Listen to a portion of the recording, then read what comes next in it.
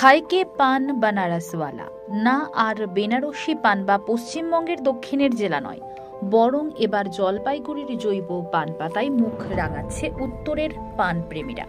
এই পান চাষ করলে বছরে আয় হতে পারে লক্ষাধিক টাকা। কোনো রাসায়নিক সারের ব্যবহার নেই, জৈব সারের গুণে সবুজ পান পাতায় ছেয়ে যাবে চাষের এলাকা। উত্তরবঙ্গে তেমনভাবে পান পাতা চাষ হয় না, মূলত সবুজ চা বাগানেই পরিবেষ্টিত উত্তরবঙ্গ। সেই উত্তরবঙ্গে এবার বিভিন্ন এলাকাগুলিতে বাংলা পাতা পান চাষ করছে কৃষকেরা। যেহেতু রাসায়নিক ব্যবহার করা হয় না, সে কারণেই এই পান পাতা চাষে খরচও কম, খুব তাড়াতাড়ি ভালো ফলন হয়। বাজারে এর চাহিদা থাকায় লাভ হয় ভালোই। অন্যদিকে চাষিদের কথায় এই পান পাতা রোজ তোলা সম্ভব, কারণ একদিক থেকে পান পাতা তুলতে সেটি ভরে যায় দ্রুত।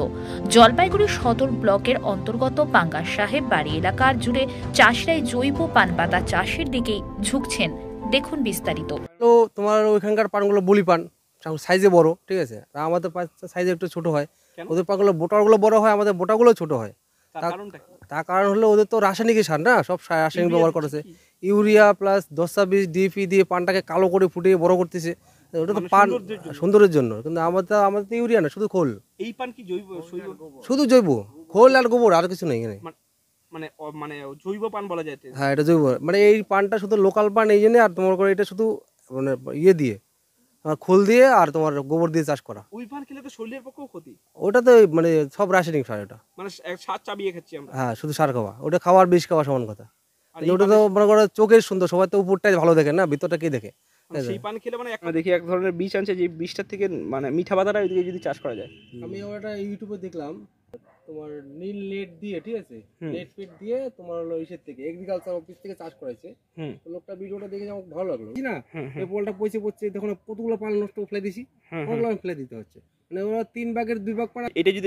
এটা যদি নেট হতো তাহলে কিন্তু ওটা হতো না। উনি যা দেখালো আর কি, উনি বলছেন না এখন আমার পান পচে না।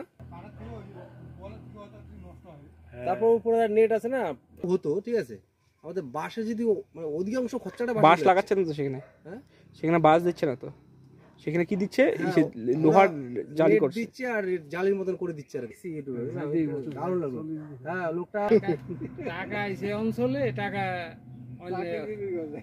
বাগানের ছবি নিয়েছে আর অন্য খাইয়ে নিচ্ছে। পান নষ্ট হয়েছে, আমাকে লোক রান্নার জন্য তো নিজেদের আরো ওরা পায়ে বসছে। না, আমার তাও অনেক কিছু হয়ে যায়। না, অঞ্চলে আসছিল আগের কথা, এটা এখন ওই রয়ে গেছে। এই যে আয়ু কমে গেছে কেন, এই জন্যই। 1 বিঘা সিগা যে 1 লাখ টাকা। 1 লাখ টাকা হয় খরচ আছে, খরচ দিয়ে কেমন জমি দরকার হয় এই পান চাষ করতে? দোআঁশ মাটি দরকার। দোআঁশ মাটি, উঁচু জমি? হ্যাঁ, উঁচু জমি। জল জমলে, যদি জল জমে তো মরে যাবে, গাছ মরে যাবে, মানে জলা জমি চলবে। আমাদের এই এলাকায় চা চাষ তো একটা প্রভাব রয়েছে, সেই এলাকায় কি পানের কি প্রভাব পড়ছে, কি মনে হচ্ছে? পান আমরা মোটামুটি আছি 30-40 ঘর এখানে। 30-40 ঘর। এই পান কোথায় কোথায় যায়? আমাদের পানটা জলপাইগুড়িতে দিনবাজারে বিক্রি হয়, মানে বাইরে যায়? এটা বাইরে থেকে পাইকার আছে, হলদিবাড়ি, ময়নাগুড়ি এই পান যায়। এই পান যায়। আপনার নাম কি? পরিতোষ পাল। কত বছর ধরে পানের সাথে যুক্ত রয়েছে? 50 বছর। 50 বছর ধরে। 50 বছরের উপরে হবে।